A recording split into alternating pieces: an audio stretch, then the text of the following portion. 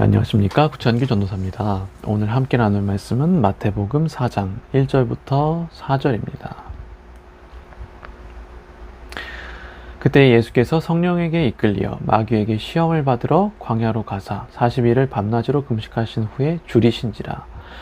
시험하는 자가 예수께 나와서 이르되 네가 만일 하나님의 아들이거든 명하여 이 돌들로 떡덩이가 되게 하라.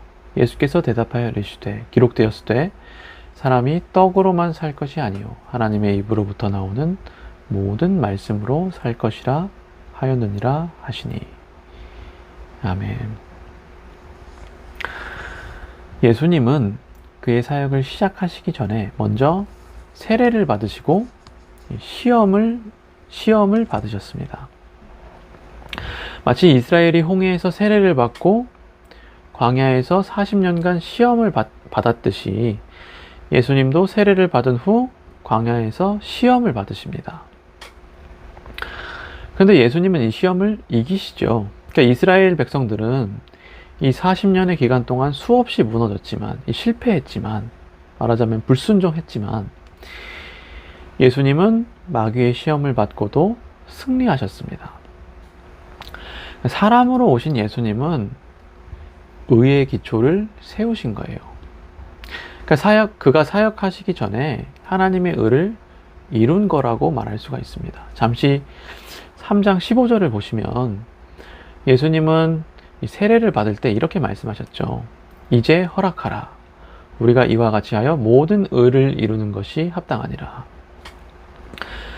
예수님은 사람이 되어 이 땅에 오셨죠. 그런데 이 사람이 구원자의 역할을 감당해야 합니다. 사람이 하나님의 완전한 지혜인 십자가 사역을 이루셔야 했어요.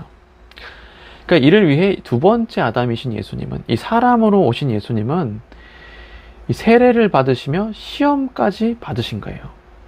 하나님의 십자가 사역을 위해 의의 기초를 세운 겁니다. 한 사람의 순종함으로 많은 사람이 의인이 되게 하기 위해 광야에서 예수님은 의의 기초를 세우신 거예요.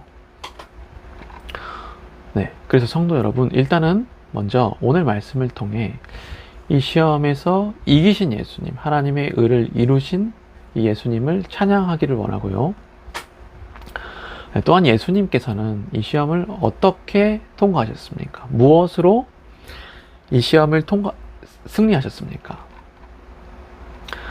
그러니까 예수님은 참 사람이시지만 참 하나님이십니다. 그래서 한편으로 그는 굳이 이 시험을 안 받으셨어도 됐고, 그러니까 같은 말이지만 마귀가 시험을 했을 때 그는 이 마귀를 꾸중할 수도 있었습니다. 예수님이 꾸중하시면 이 마귀는 도망갔을 겁니다. 그러나 다시 말씀드리지만 예수님은 하나님의 의를 이루기 위해 이 시험에 응하셨고, 다르게 표현하면 1절에 이 성령에 이끌려 성령에 순종하여 이 시험에 응하신 것이고, 그는 특별히 하나님의 의를 이루기 위해 이 시험을 이 말씀으로 이겨내십니다. 그러니까 이스라엘이 광야에서 받은 신명기 말씀으로 이 시험을 이겨내십니다. 신명기 8장 3절. 사람이 떡으로만 살 것 아니요 하나님의 입으로부터 나오는 모든 말씀으로 살 것이라. 신명기 6장 16절. 주 너의 하나님을 시험하지 말라. 신명기 6장 13절. 주 너의 하나님께 경배하고 다만 그를 섬기라. 이 하나님의 말씀으로 시험을 이겨내신다고요. 다시 말씀드리지만 예수님은 하나님의 의를 이루기 위해, 그리고 우리에게 본을 보이시기 위해 말씀으로 시험을 이겨내십니다. 그리고 또 여기서 주목할 만한 것은 예수님은 자신이 이 아들이라는 정체성, 혹은 자신이 사람이라는 정체성이 분명하다는 점입니다. 나는 아들, 그는 나의 하나님. 이 정체성이 명확하다는 것을 주목해야 합니다. 제가 이 얘기를 왜 하냐면, 이 아담과 하와는 이 개념이 명확하게 없었기 때문입니다. 그래서 이들은 사탄의 유혹, 이 사탄이 하나님의 말씀을 왜곡했을 때 여기에 넘어갔기 때문이에요. 그러니까 오늘 말씀의 사탄도 잘 보면은 이 하나님의 말씀을 인용합니다. 그의 말씀을 왜곡시켜서 예수님을 시험하고 있어요. 그러나 예수님은 여기에 넘어가지 않죠. 예수님은 자신의 정체성이 명확했기 때문입니다. 그러니까 예수님이 사탄에게 말한 이 세 구절의 말씀을 한번 잘 묵상해 보십시오. 예수님은 자신을 사람이라고 말합니다. 사람이 떡으로만 살 것 아니요 하나님의 말씀으로 살 것이라. 이 고백은 정체성에서 비롯된 고백이요. 자기가 누구인지 아는 것에서 비롯된 고백이라는 거예요.